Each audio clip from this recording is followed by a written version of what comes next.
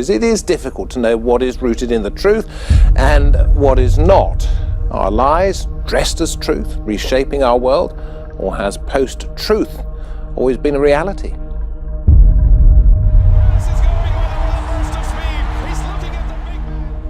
The age of the transgender athlete has arrived. But this identity, irrational as it may be, explodes our truth as a culture.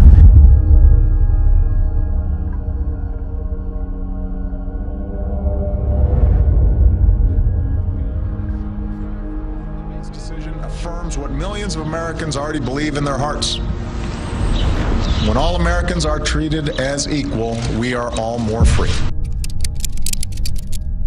This has got nothing to do with the First Amendment. It is about the fact that I do think we as Americans, as people, need to honor differences of opinion. The engineer who's been identified by American media as James Damore has been fired from the internet giant. Manifesto written by a Google engineer has put diversity and sexism back in the forefront. This after he wrote an internal document asserting that there were biological reasons why men and women weren't equally represented. They effectively have fired somebody for dissenting from the group consensus while using facts and logic to make his position. Yes, the USA heralds itself as the land of the free and the home of the brave. But on certain college campuses in Silicon Valley and in other parts of the country, there's an atmosphere brewing where if you have the wrong political opinions or cultural views, there could be very harsh consequences.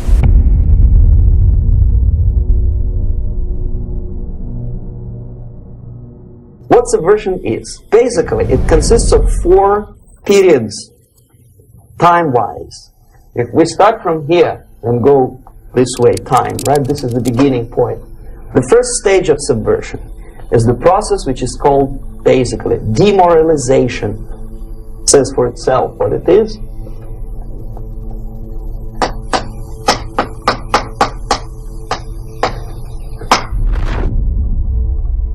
And we believe that sexism, racism, homophobia, and bigotry have no place in this country. Damore told CBS News that before he was fired, he complained to the National Labor Relations Board that Google was trying to silence him.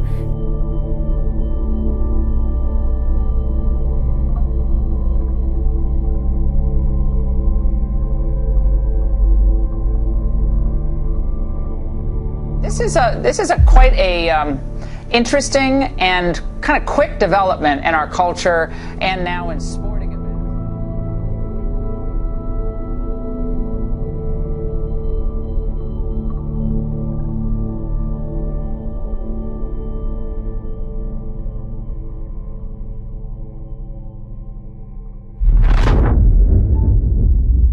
The moment you bring a country to the point of almost total demoralization, when nothing works anymore, when you are not sure whether it is right or wrong, good and bad, but there's no division between evil and good.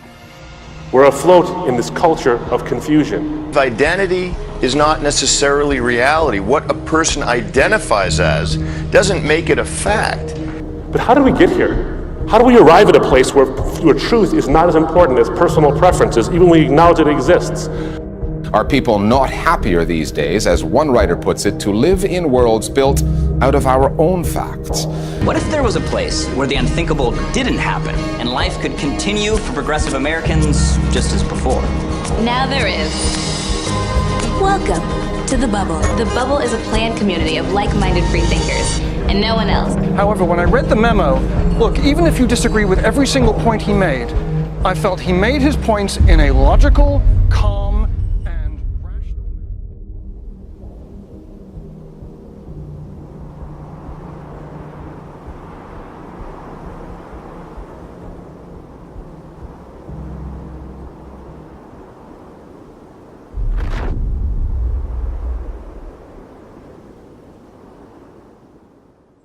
The next step is destabilization.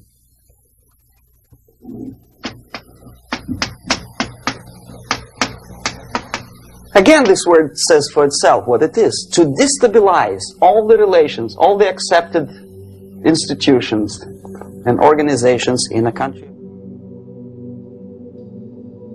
But what makes this summer program unique is the campers it serves. Transgender children, some as young as 4 years old. It's a place where they can use the pronoun of their choice. But these few people who I think have lost their true identity are breaking up the truth for the rest of us. It's a very big threat to our culture.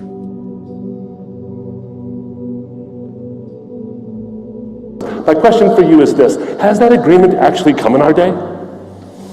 Are you agreeing with everybody? Do you see the world agreeing with everybody?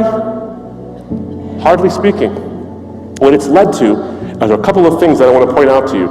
This post-truth mindset that elevates preferences over truth has led to a couple of things. It has not led to autonomy and liberation. It's led to chaos. The first thing it's led to is a sense of anger and vilification.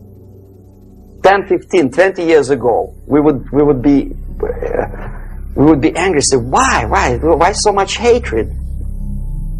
Today we are not. We say, well, commonplace. It's what I call the Hitlerization of social commentary. If you don't agree with me, you're Hitler. That's happened now, hasn't it? And I don't mean if you disagree with me, I mean if you don't agree with me, even if a lack of assent.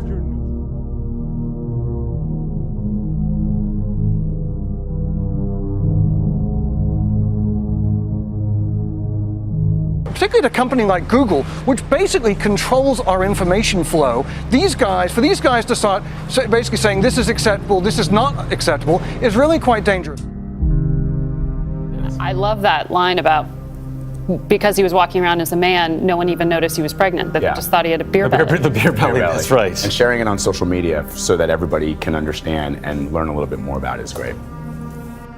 Like a virus taking over a computer, the mind that writes the sentence, transgender man gives birth to a boy, has been completely corrupted by political pressure. They actively include themselves in a political process. All of a sudden we see a homosexual. 15 years ago he did his dirty job and nobody cared. Now he makes it a political issue. The law of the jungle, not the law of civilization.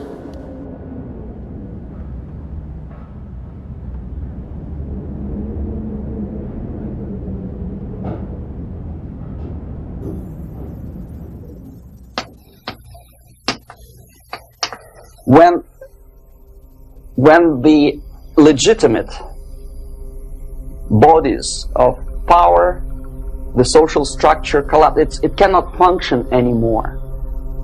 Underestimated outcomes that have divided the world. So it recognizes, in distinction to postmodernism, it recognizes that truth actually exists. It just elevates preferences over it. Truth exists, we kind of don't care as long as we get what we want. And there are those, the men of steel and the women of steel, who want to tell you that their voices can get you what you want. And they're the ones who say, we have the answers. But all of this is leading to a culture of confusion. Law and order now also is pushed into the area where previously people settled their differences peacefully and legitimately. Now, we cannot solve our problems anymore. The society at large becomes more and more antagonistic between individuals, between groups of individuals, and the society at large. It reminds me of the song that was so popular in the 80s when I was growing up, which dates me terribly, but a song called The Land of Confusion by the band Genesis. Remember what the words were?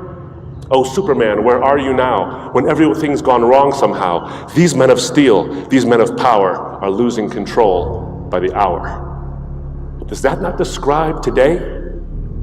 Could that song not be written yesterday? So therefore, the population at large is looking for a savior. Some strong man, strong government, a leader, a savior is needed. This nation was founded by men of many nations and backgrounds. It was founded on the principle that all men are created equal. equality. Mind you, President Kennedy once said, we will make America to believe that people are born equal. Are people born equal? Is there any mentioning in the Bible? There is not a single word about equality. Just the opposite. You cannot legislate equality. If you want to be equal, you have to be equal. You have to deserve it. And yet we build our society on the principle of equality. We say people are equal. We know it is false. It's a lie.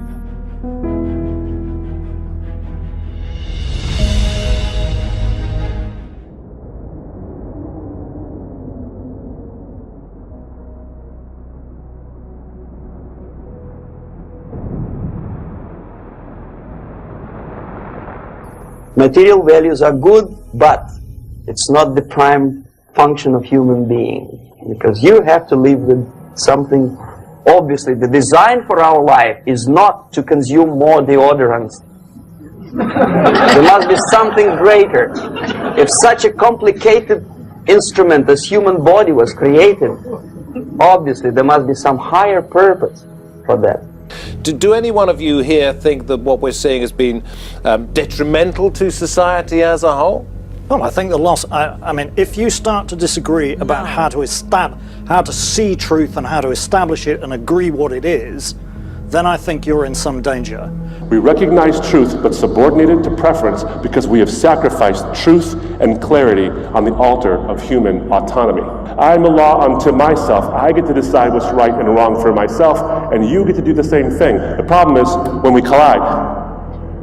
If I'm a law unto myself and you're a law unto yourself, because we're so autonomous, there's going to come a time when my set of values is going to collide with your set of values. But truth is under a lot of attack. Mika, you wanted to say something, please do. Well, how do you define truth?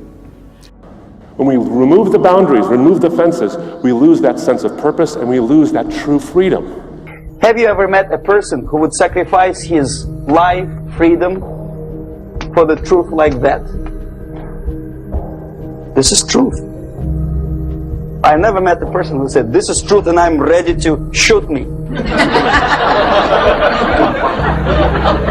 To defend the truth. The Bible is not against your freedom, it's very much in favor of it, because it doesn't want you to result in chaos. And Jesus claims to be the true source of that freedom. And he makes a statement, it's pretty interesting. He says, freedom is inextricably intertwined with truth. Something which is not material moves society and helps it to survive. Now, the culture says that preferences over truth leads to autonomy. The Bible points out that autonomy over truth leads to chaos. But Jesus says that he is the embodiment of truth and he sets you free. And the other way around. The moment we turn into 2 by 2 is 4 and make it a guiding principle of our life, our existence, we die. Even though this is true, and this we cannot prove. We only can feel and have faith in it. So the answer to ideological subversion, strangely enough, is very simple. You simply have to have faith. He doesn't tell you. See, Jesus is not a post-truth man. A post-truth man would tell you what you prefer to hear, not what's actually true. Jesus tells you what is true, not what you want to hear. He's not trying to sell you something. He's trying to tell you like it is.